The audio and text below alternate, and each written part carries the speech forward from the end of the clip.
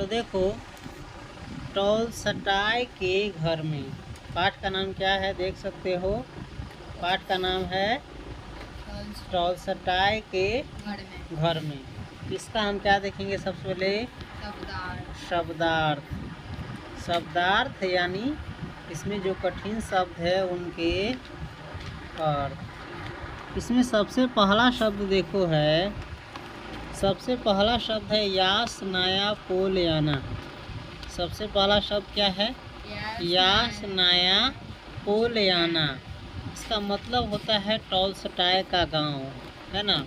Tolstoy जिस गांव में रहते थे उस गांव का नाम था यासनाया पोलयाना, समझ गया। उसके बाद है आना करीनीना।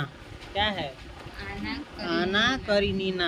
आना करीनीना क्या है, टॉलस्टॉय का एक उपन्यास है। आना करीनीना क्या है, टॉलस्टॉय का एक उपन्यास, यानी टॉलस्टॉय जो एक उपन्यास लिखा था उन्हीं का नाम है आना करीनीना। जैसे हम लेखक परिचय में पढ़ाते हैं, लेखक परिचय का उपन्यास रहता है, उसी प्रकार से ये उपन्यास है किसका, टॉलस्टॉय का। कौन, आना करीनीना। उसके बाद है युद्ध और शांति।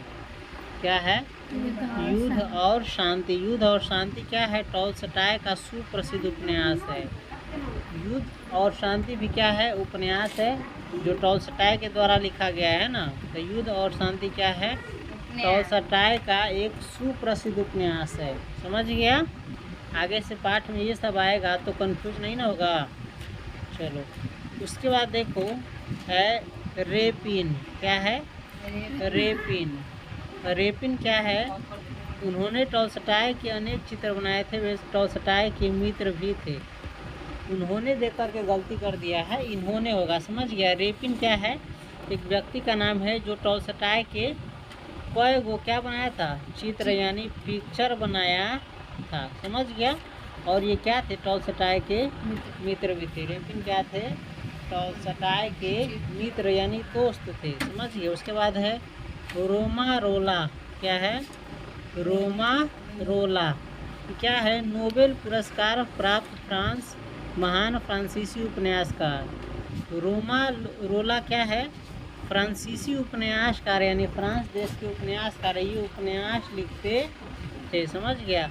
उन्होंने रामकृष्ण परमहंस, गांधी जी और विवेकानंद की जीवनियाँ भी लिखी है। रोमा रोला क्या क्या लिखा है, रामकृष्ण परमहंस, गांधी जी और विवेकानंद की जीवनी भी लिखा है। ये क्या थे, फ्रांसीसी महान उपन्यासकार थे, फ्रांस देश के। उसके बाद है मास्को। क्या है, मास्को। मास्को क्या है, रूस की राजधानी है। मास्को क्या है, रूस की राजधानी है। रूस जो देश है उसकी राजधानी है मास्को। जैसे भारत की राजधानी है दिल्ली, तो बिहार की राजधानी है पटना, उसी प्रकार से मास्को क्या है, राजधानी है किस देश की, रूस की। किसकी, रूस की। उसके बाद है आकृति। क्या है, आकृति। आकृति का अर्थ यहाँ पर तस्वीर है। क्या है, तस्वीर यानी फोटो, इमेज। उसके बाद है समन्वय। क्या है, समन्वय। समन्वय का अर्थ होता है मेल या सामंजस्य। समन्वय का अर्थ होता है मेल। हम अंगूठा लगावे गहूँ लगी 40 किलो गहूँ, हाँ, और आटा पिसा के बजल के 20 किलो का फिर अंगूठा लगली सांझा के। उसके बाद समन्वय का अर्थ क्या होता है, मेल या सामंजस्य। उसके बाद है दृश्य। क्या है, दृश्य। दृश्य का अर्थ होता है जो दिखाई पड़ रहा हो, जो दिखाई पड़ रहा हो वह प्रसंग या परिवेश। किताब पढ़ते वक्त अगर कुछ ऐसा लाइन आता है जिससे डायरेक्ट चित्र दिखता है, आँखों में आ जाता है, चित्र आ जाता है, उसी को कहा गया है इसमें जो दिखाई पड़ रहा हो वो प्रसंग या परिवेश। या आँखों के सामने जो चीज़ तुम देखते हो उस सबको क्या कहा जाता है, दृश्य कहा जाता है। उसको सीन भी कहा जाता है। जैसे अभी आँखों के तुम्हारे सामने क्या क्या दृश्य है, बोर्ड है, माइक है, तुम्हारे कुछ दोस्त है, सर है, खेत है, कुछ घास गरने वाली है और कुछ गमछा पहनने वाले लोग हैं, और फल है, ये सब क्या है? किसी व्यक्ति का, किसी वस्तु का, किसी की कोई मुंह में रखने वाले व्यक्ति है, ये सब क्या है? कोई दृश्य है, समझ गया। उसके बाद है धुंधले। क्या है? धुंधले का अर्थ होता है अस्पष्ट। क्या होता है? अस्पष्ट, जो क्लियर ना दिखाई दे उसको कहते हैं धुंधला, है ना। धुंधला किसे कहते हैं? जो क्लियर नहीं दिखाई दे उसे कहते हैं धुंधला। उसके बाद है पियानो। क्या है? पियानो। क्या है? पियानो। पियानो देखो एक बाजा होता है। पियानो क्या होता है? एक बाजा होता है जो बड़े आकार का होता है। जो कैसे आकार का होता है? बड़े आकार का होता है और कुर्सी पर बैठकर बजाया जाता है। पियानो क्या होता है? एक बड़का साइज के बाजा होता है जो कुर्सी पर बैठ करके बजाया जाता है। कोई कोई छोट बाजा होता है जो डायरेक्ट मुँह से बजाते हैं, कुर्सी पर बैठ के नहीं। बांसुरी, है ना, ढोल, पीपी। हाँ चलो। उसके बाद है वायलिन। क्या है? वायलिन। ये भी एक बाजा ही है जो एक तार वाला होता है। क्या होता है? तार वाला बाजा होता है। उसके बाद है मैंडोलिन। क्या है? मैंडोलिन।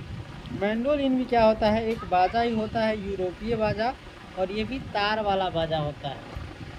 कैसा बाजा होता है? तार वाला। उसके बाद है मील। क्या है? देखो मील दूरी को कहा जाता है। दूरी का एक पैमाना है, ये दूरी नापने का एक पैमाना है जो 1760 फीट का होता है। एक मील बराबर कितना फीट होता है? 1760 फीट। समझ गया। उसके बाद है म्यूजियम। क्या है? म्यूजियम। देखो म्यूजियम में किसी पहले की चीज़ को, चाहे किसी वक्त की चीज़ को संजो करके रखा जाता है दृश्य, ताकि आने वाले व्यक्ति देख सके, जान सके, है ना, किसी चीज़ के बारे में। तो म्यूजियम को हिंदी में कहते हैं संग्रहालय। क्या कहते हैं? यानी जहाँ पर किसी चीज़ को संग्रह करके, जमा करके रखा जाता है। म्यूजियम माने क्या होता है? संग्रहालय। जहाँ महत्वपूर्ण सामग्री, जहाँ पर महत्वपूर्ण सामग्री यानी जरूरी चीज़ें संग्रह करके सुरक्षित रखी गई। उसके बाद है आजीवन। क्या है? आजीवन। आजीवन का अर्थ होता है जीवन भर। क्या होता है? जीवन भर। जैसे हम लोग जीवन भर युवा रहने वाले हैं, कभी भी वृद्ध नहीं होंगे, है कि नहीं? नहीं होंगे वृद्ध। सही बात कर रहा है, हम लोग सब जवाने रहेंगे। चलो खैर वैसे ही बोल दिए हैं। आजीवन का अर्थ होता है जीवन भर। समझ गया? ऐसा नहीं कह दिली हुआ जैसे सब आदमी सोची हम सब दिन इसलिए रहेंगे, कभी बूढ़ा नहीं होंगे। बहुत आदमी सोचता रहता है ना। समझा कि नहीं? लेट ना मिले। नहीं मिला कोई दिक्कत नहीं। तो इस प्रकार से टॉलस्टॉय के घर में जो पाठ है उसका शब्दार्थ देखा। 2 मिनट याद करो, है ना। अगर तो लोग वो अति कर देती तो सब